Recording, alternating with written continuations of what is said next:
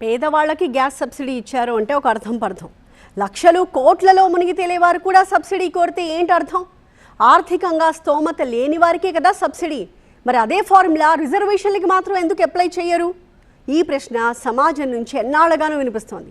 Supreme court కూడా ఇదే అభిప్రాయాన్ని వ్యక్తం చేసింది. రిజర్వేషన్ల ఫార్ములా నుంచి ఎప్పుడో ఒకప్పుడు ఏదో ఒక సందర్భంలో బయటపడాలి కదా అని అభిప్రాయపడింది. రిజర్వేషన్లతో లబ్ధి పొందాక తిరిగి ఆ రిజర్వేషన్ల ఫలాలు ఎందుకు వదులుకోరు అని అడిగింది. ఇంత సడన్గా ఈ టాపిక్ ఎందుకు వచ్చింది అసలు?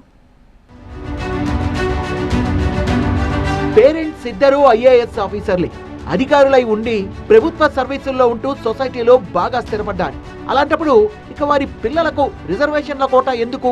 సుప్రీంకోర్టు సంధించిన ఈ సంచలన ప్రశ్న దేశాన్ని కుదిపేస్తోంది. ఇప్పుడు వెనుకబడ్డ వర్గాల్లోని క్రిమీ లేయర్ పరిమితులు, రిజర్వేషన్ల మినహాయింపులపై కొన్ని పిటిషన్లు దాఖలయ్యాయి. వాటిపై విచారణ జరుపుతున్న justice BV Nagarathna, justice Ujjal Bhuyan ధర్మాసనం కీలక వ్యాఖ్యలు చేసింది. రిజర్వేషన్ల ఫలాలు అందుకొని సామాజికంగా ఆర్థికంగా అత్యున్నత స్థాయికి చేరిన కుటుంబాలు తరతరాలుగా అదే కోటాను ఎందుకు ఆశించాలి అంటూ అభ్యంతరం వ్యక్తం చేసింది.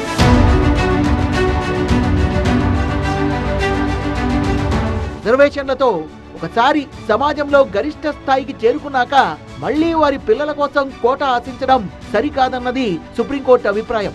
కొన్ని వర్గాలకు రిజర్వేషన్లు ఉన్నాయి కదా అని తరతరాల పాటు అదే కోటాను అనుభవిస్తూ పోతే ఈ దేశం రిజర్వేషన్ల వ్యవస్థ నుంచి ఎప్పటికీ బయటపడలేదని అత్యున్నత న్యాయస్థానం కామెంట్ చేసింది. రిజర్వేషన్ల విషయంలో ఒక బ్యాలెన్స్ అవసరమని అభిప్రాయపడింది. ఒకే వర్గంలోని ఉన్నత కుటుంబాలే ఉన్న అన్ని అవకాశాలను చేజిక్కించుకుంటూ పోతే అదే వర్గంలో ఉన్న అత్యంత వెనుకబడ్డ పేదలకు జరిగేది తీవ్ర అన్యాయమే కదా అని ధర్మాసనం ఆందోళన వ్యక్తం చేసింది. రిజర్వేషన్ల ఫలాలు కేవలం కొందరికే పరిమితం కాకుండా సమాజంలో కింది స్థాయిలో ఉన్న చివరి వ్యక్తికి కూడా అందాల్సిన అవసరం ఉందని కోర్టు అభిప్రాయపడింది.